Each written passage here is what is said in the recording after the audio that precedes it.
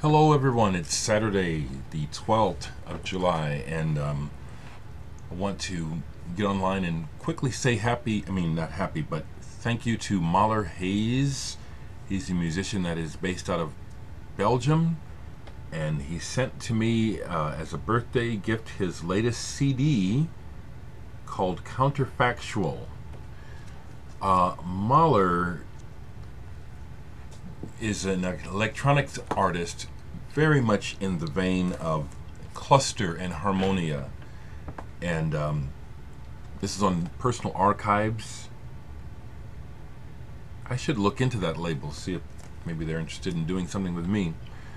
But his stuff is good. I've got several of his CDs now, and he's going through some changes, and it's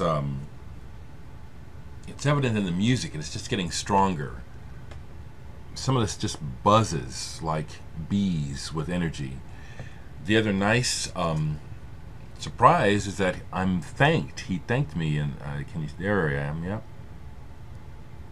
He said, thanked me. Thank you, Mahler Hayes. Personal Archives is the label. I thought I'd talk a little bit about, related to my last video where I was, offering some support to Daddy Paniques and talking about Sakamoto, hoping that he will be okay and recover.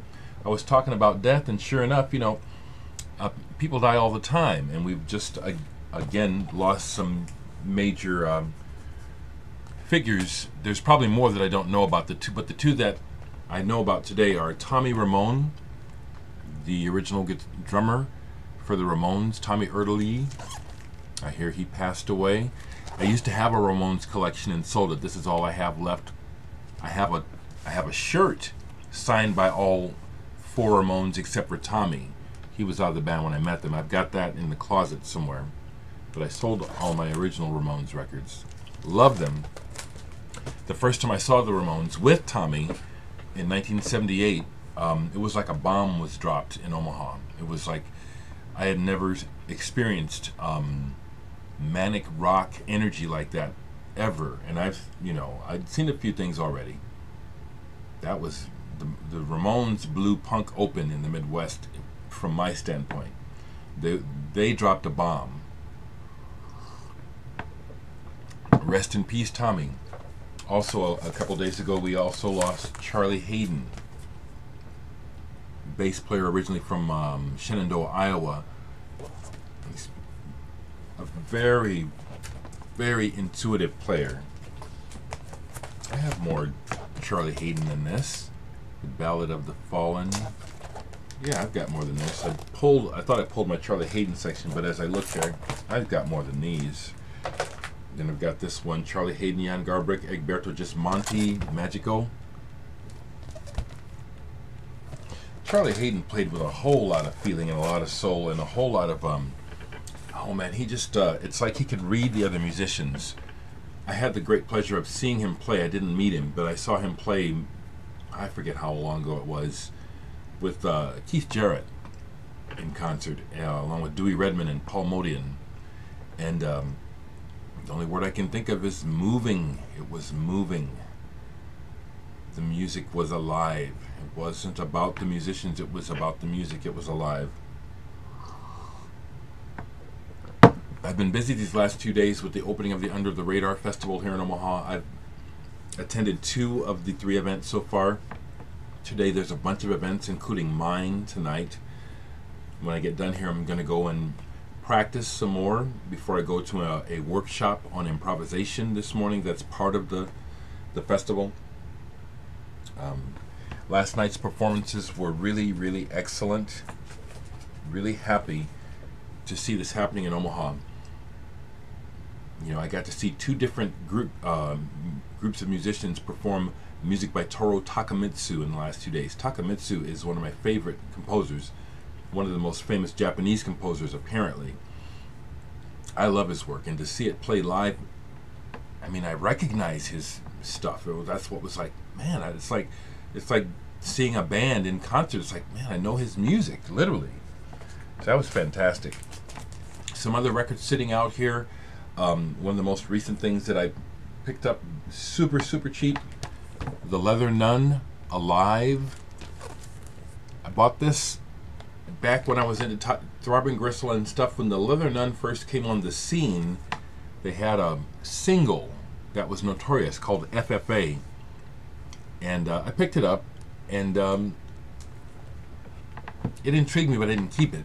But you know, this is actually good, and the lead singer and leader of the band, Jonas Almquist, he said this sounds like good Lou Reed. Not the words, but the sound of his voice. He sounds like Lou Reed.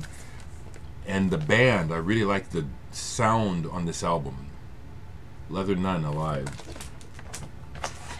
Brussels Machine, I have this out to play. I was talking about it with some folks online. Fantastic German psych from, I think it's 1969 or 70. Amazing music. Other records. I picked this up for nothing. Paul Horn. As you know, he passed away recently. And the Concert Ensemble. This is an early recording of theirs where they're doing... Tim Weisberg is even in the band at this time. They do some cheesy covers, but overall the quality of this is really high. Really high. Got another Bowie for $1. Chameleon. And this is like...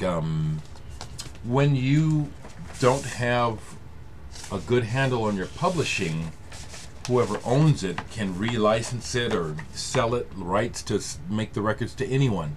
And that's why you see a lot of stuff like the first Genesis album, early Bowie, a lot of early stuff that the publishing is owned by who knows, so they can just put it out forever. So I picked this up. Anything else down here I haven't shown you? That's it for now. So rest in peace, my brothers and sisters who may have passed on that I don't know recently. Again, I'd like to share that I don't fear death. I really don't. And the fact that Tommy and Charlie are gone just reminds me that it can happen at any time. And what's there to fear? What do you fear? Do you fear death? Why? Why?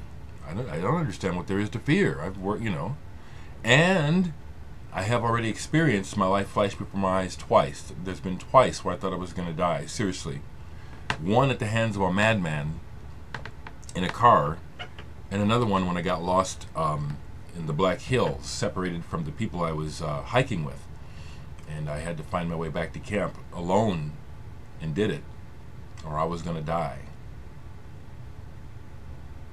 So I don't know if that has something to do with my attitude towards passing, but it's like, it's not to be. I don't fear it. Why? If you fear it, why?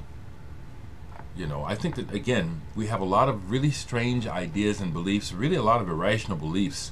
Interesting how a lot of the irrational beliefs that mankind has is what people operate under. It's another reason why I speak up so much, because so much of what mankind does makes no sense at all, and yet everybody's doing it. But it just doesn't make any sense. It's like, what's going on here? Rest in peace, brothers. Rest in peace, sisters.